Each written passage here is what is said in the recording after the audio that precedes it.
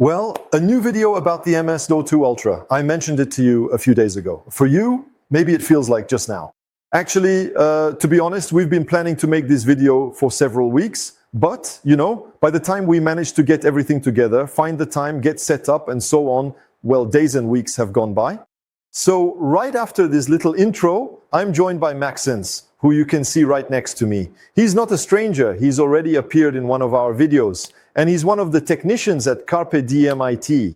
Maxence is going to show you what we've done with the MS-02, well, more precisely with 2 MS-02s, which almost makes 4.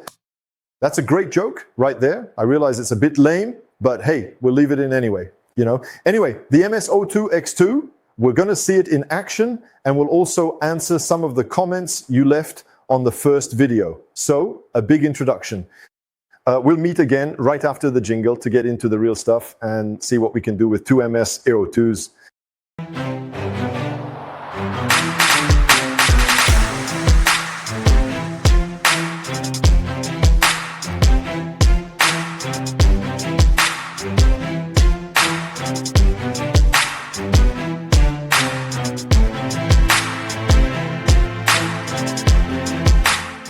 So here we are again after that magnificent intro with the MS-02 in action and Maxence by my side. So thank you, Maxence, for being here. No, because I want to tell you that he's really invested in what he does. It's after 6 p.m. now, you know. So I really want to thank Maxence for being by my side. It's really nice, Maxence. Yes, that's right. So we'll be able to make this little video and we have lots of things to show you. But before all that, I'm going to answer 2 comments that I remember. There were more than that, and I thank you for it. It's always nice to leave comments and ask questions through those comments. 2 comments that I remember. The first one, does an MS-02 get hot? I've brought a special little reader with me today, a laser one. Well, it's worth what it's worth, but it's still pretty accurate. So, to show you the temperature, I'm going to film with this little camera. I hope we'll get something visible on the screen. So here, we're at 25, 26 degrees. Okay, so right now I am carefully pointing the laser at several different spots. There we go. So what exactly do we have here? Yeah, maybe at one specific point I got a reading of 29 degrees.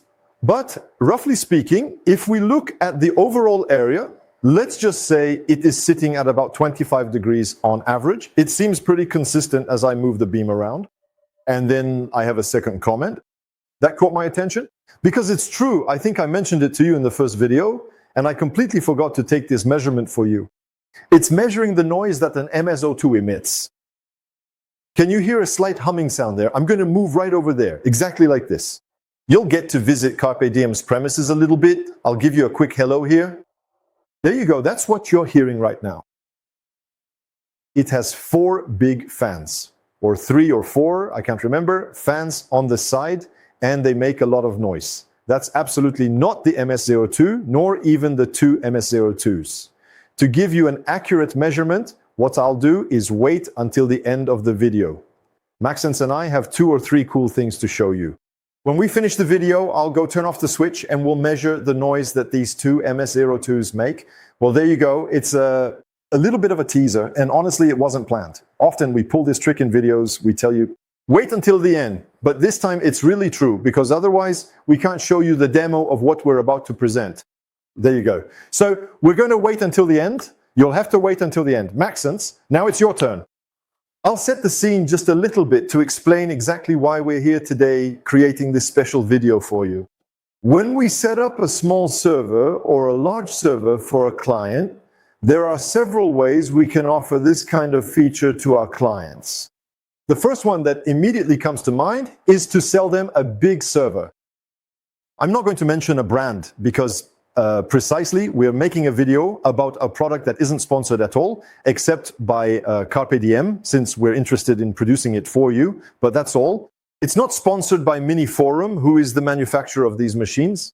So either we suggest a big server, you know, like a large thick tower with lots of drives inside, a powerful CPU, or we make another suggestion, which is to set up a small data center with 2, 3, 4, or even more small servers.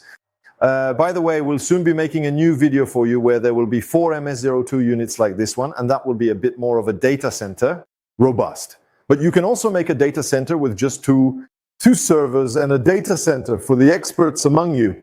You know, there's still a small issue here. When you want to have a data center or a cluster, you need to have at least a minimum number of servers as members of that cluster. Typically, that's 3. You can do it with 2, but it's a bit more complicated.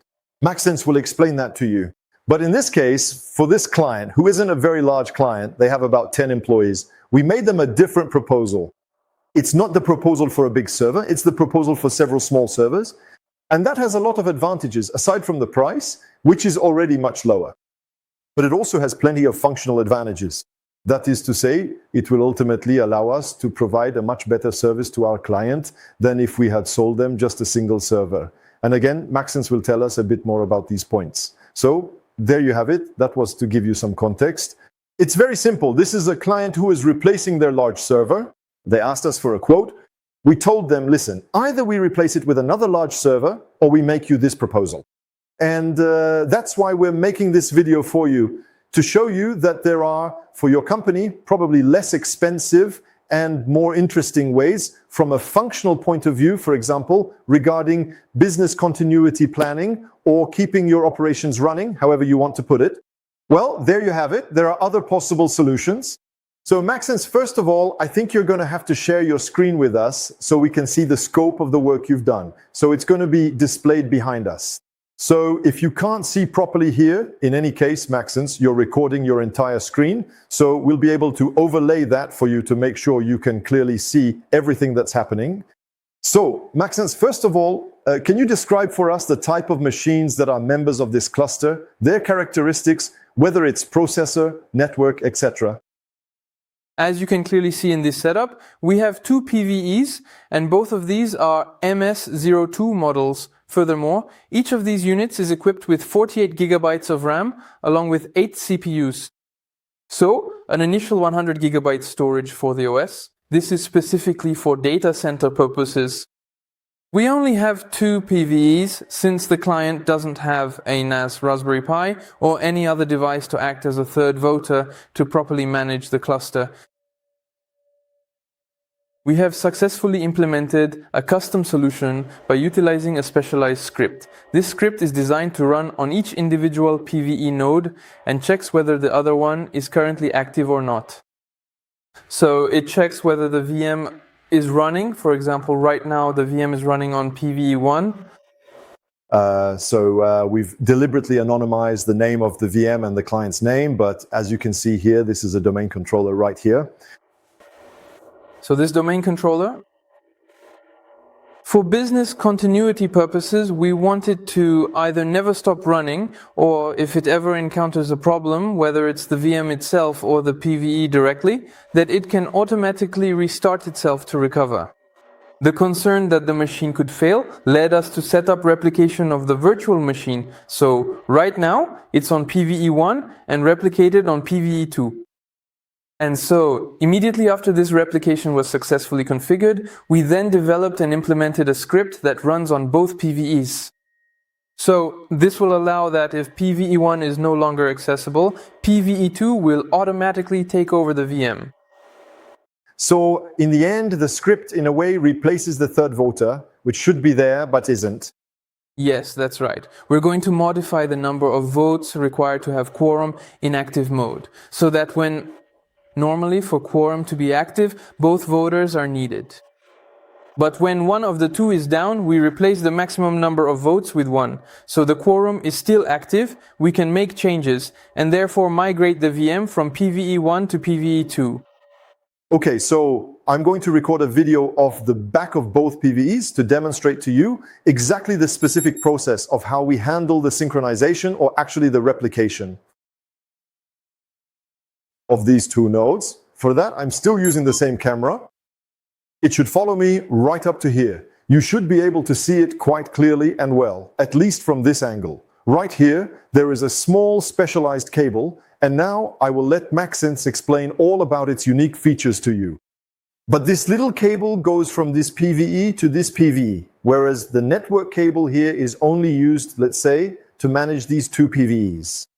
And then you have another network port that we haven't connected here, because for this demo, there's no need to connect it. That's ultimately the internet output of the VM, which will be used by the users.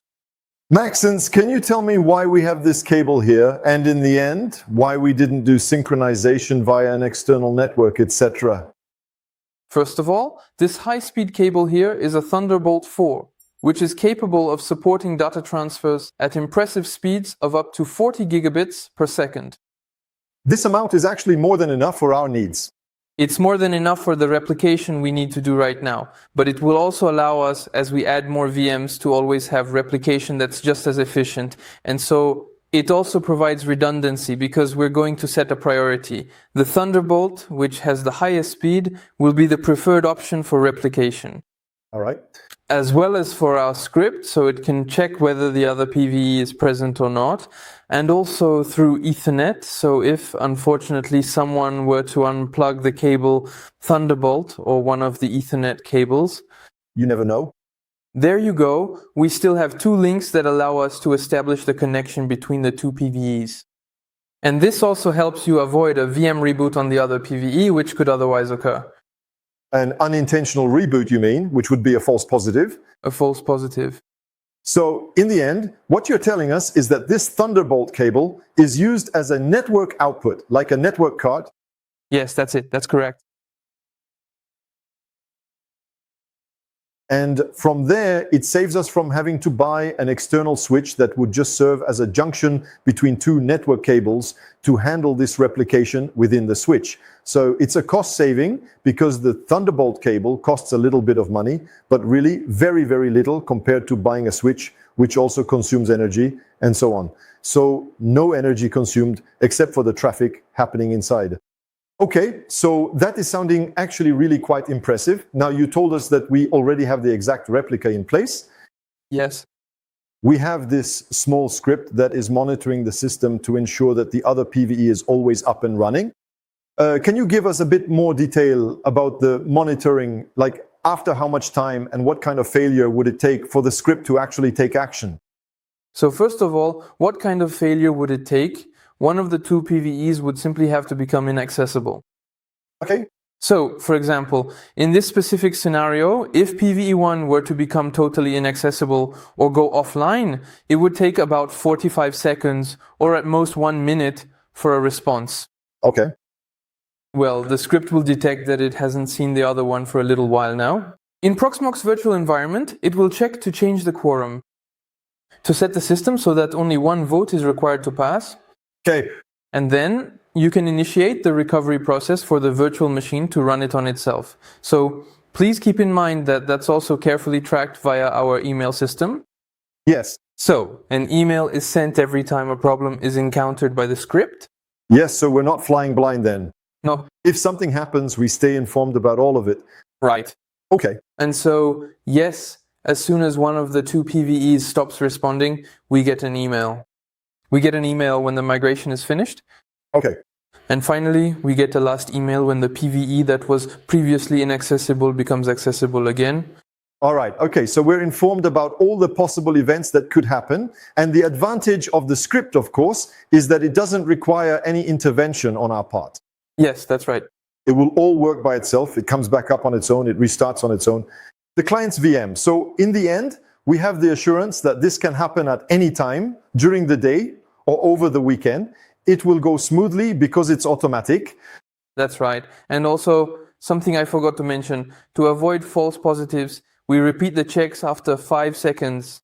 Okay, so it's not, let's imagine there's a micro outage and the script runs at that exact moment. The migration of the VM won't happen right away. It will take 4 or 5 retries with 5-second intervals, and then we'll notice it.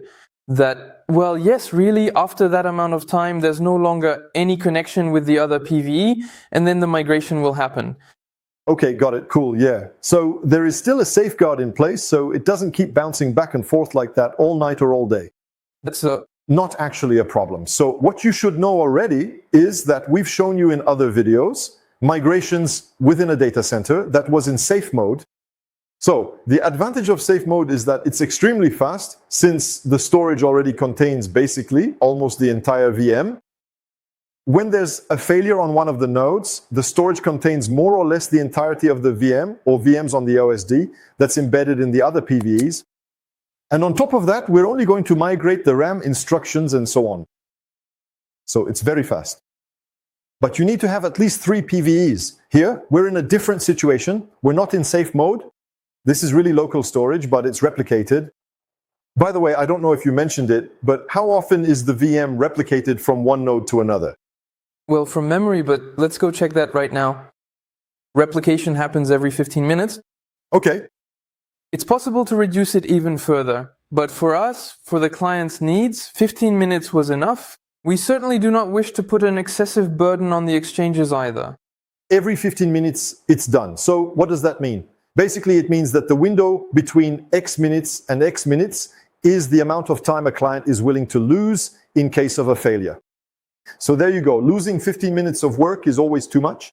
But compared to the investment made, which is so much less expensive than a real data center that would be made up of 3 nodes, and right now, the price of memory can quickly discourage you from buying a lot of nodes. When you look at the price of disks and the price of RAM, you usually think, if I can manage with 2, that's not bad to start with.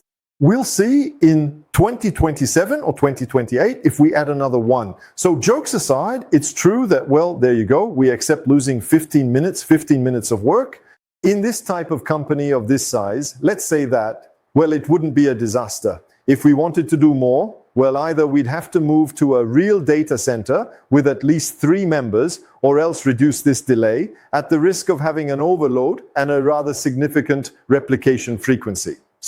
So yes, that's definitely an interesting point. And then why was I telling you all this? Because we're going to do a little migration for you, a migration, let's say a triggered one, a live migration. So right now we are playing on PVE1. Maxence, could you move this VM to PVE2 for us? You'll see that it's not instantaneous. Nevertheless, it allows us to have... This is a seamless, pseudo real-time migration from one node to another. It is very useful for maintenance operations, such as when we need to update the firmware on the other PVE host. Or if we've even detected a hardware issue and want to fix it, we can switch the VM over to the other one. And for the client, it's really huge because before they only had a single server. If there were firmware updates to be done, which happens pretty much throughout its entire life, or if there were updates to the underlying hypervisor, it's the same situation. Throughout a server's entire life, there are hypervisor updates to be done, and that used to mean stopping production. But now, there's no longer any need to stop production. We'll just move the VM. It'll take however long it takes, but the client can more or less keep working, maybe with some odd slowdowns. And then, at some point, once the VM has been moved, and I think that's actually the case now, there it is. The VM has ended up on PVE2. There you go. And if we look, it took about 47 seconds. 47 seconds. I told you it was slower than a safe migration. Sure, but it's not the end of the world. So we should have received some emails, or maybe not. Here, no, not here. Because there was no problem between the PVEs, they were always able to communicate with each other, so that's necessary. No alert, since this is normal use of the PVEs. Okay, so we're not being spammed then. No. So now we are conducting 2 different tests for you right away. For our very first test today, which we can simply call the nice test because we are going to start off quite gently, we are actually going to go ahead and unplug all of the network cables that currently connect directly to the PVE2 system. Yes, PVE2 currently. We'll see what happens with this VM. Will it automatically switch over to PVE1 or not? So now, Maxence has just unplugged it for us. So it's true that I didn't film it, but you'll see it soon enough anyway. The cables have been unplugged, as you can see. Here it's connected. Here there's nothing anymore. And here, well, look, it's already the case. We can see that PVE2 is down, apparently. In any case, it's no longer reachable. And now, Maxence, what's going to happen with the scripts?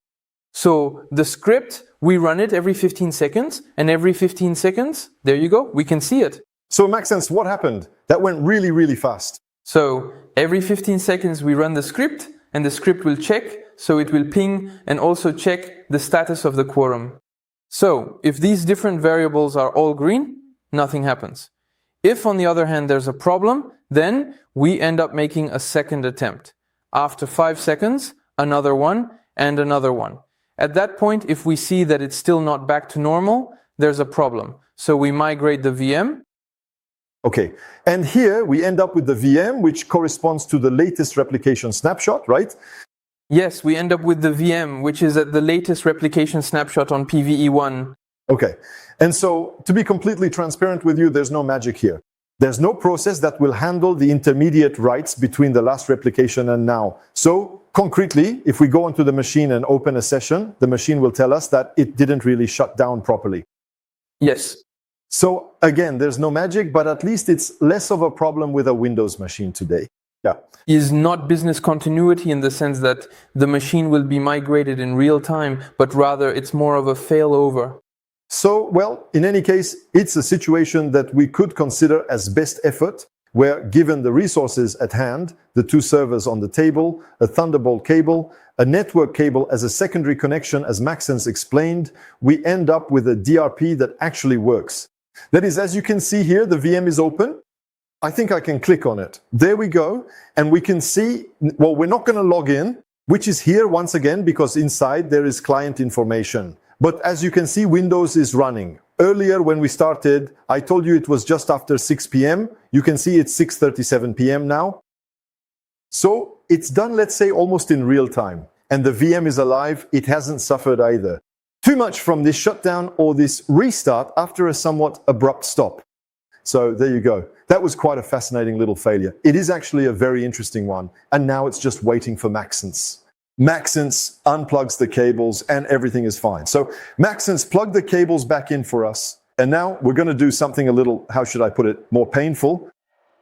That is a real failure. A real failure doesn't call you. There's an ad like that where the problem would call first. In real life, that doesn't happen. So shall we wait? That, by the way, it's done. That's Proxmox. It's not the script. Proxmox reacted pretty quickly. And then they saw each other. The interface is fine.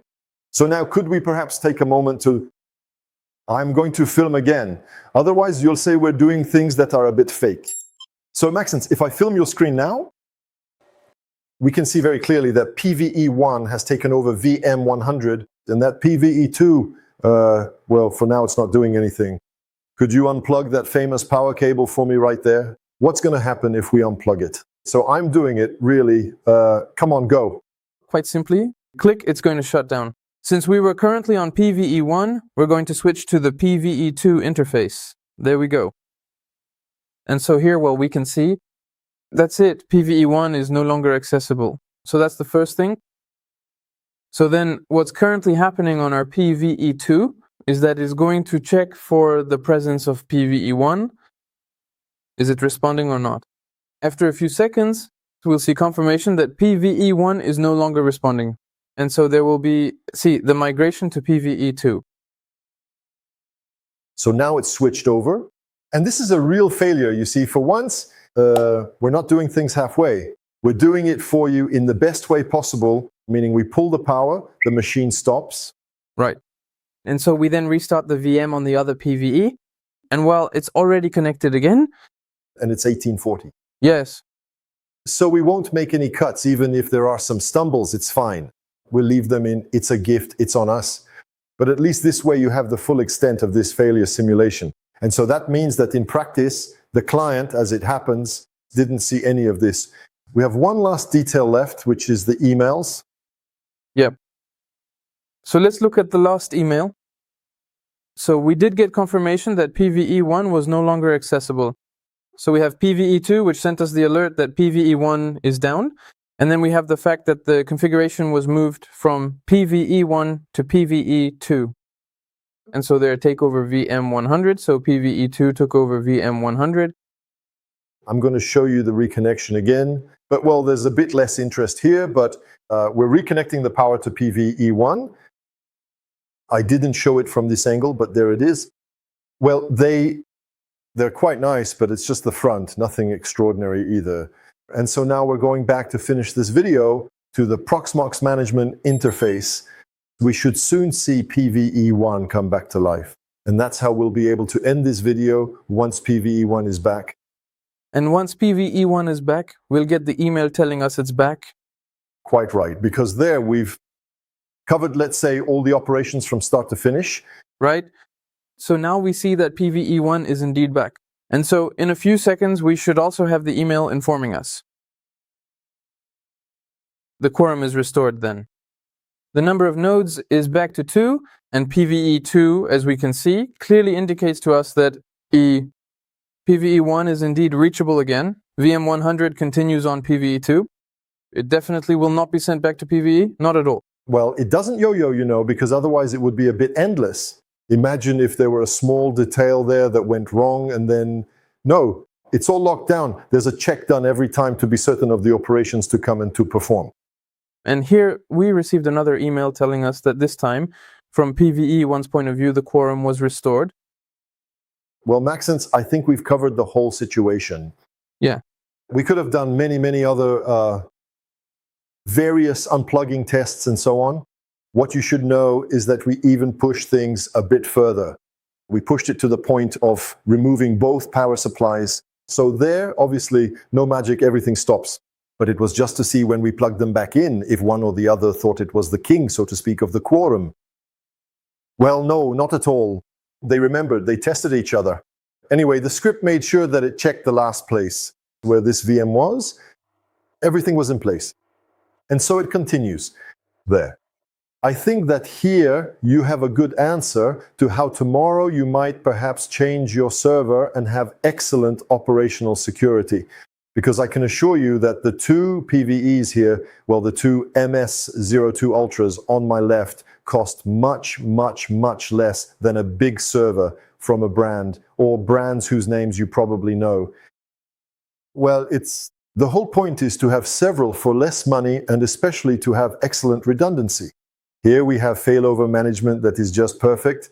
And frankly, I don't know if, tell me in the comments, if you had already thought about making this kind of small investment for your company. But I think it's rather more interesting for a business to have two servers like these, which probably also have weak points compared to big servers, meaning that here there's only one power supply. But well, we can provide you with a spare power supply in advance if that reassures you. I'm telling you this because it was asked in the comments. It only has one processor, but I assure you that if you can show before finishing in the summary there, the CPU level there, what are we at? At 0.98% CPU usage, I can tell you we can put a few in, VMs and it would be the same, We would just adapt, well, finally, the memory size, the disk size, because in terms of CPU, well, I think we have plenty of room. And, there, it would allow you to have an investment at a much more interesting price, hardware redundancy, high availability for your VMs, and this, you see, with management that's handled perfectly, meaning it's all automatic. Yeah. So to wrap up this video, because it has to end eventually, we're now going to check the noise level made by, well, these two MS02s. Now, I don't want to tell you any tall tales. Please, Maxence, could you go and unplug it for us, that switch over there? I'm not going to tell you any stories. These two MS02s, as you've seen, are running with very little effort in terms of consumption, memory, CPU, there's no big graphics card inside, and so on. True, but nevertheless, it still gives you an initial idea of the noise emitted by these two MS02s. And there are two of them here, so you can divide by 2. No, it doesn't work like that, unfortunately. We're moving the laptop over so that it doesn't interfere at all with the sound recording process. And then I'm going to pull up a very simple app, a sound level meter, which you can really find anywhere. So now that I've cleared the few ads from this free app, I'm going to show you, while staying quiet, the decibel level emitted by the two MS02s.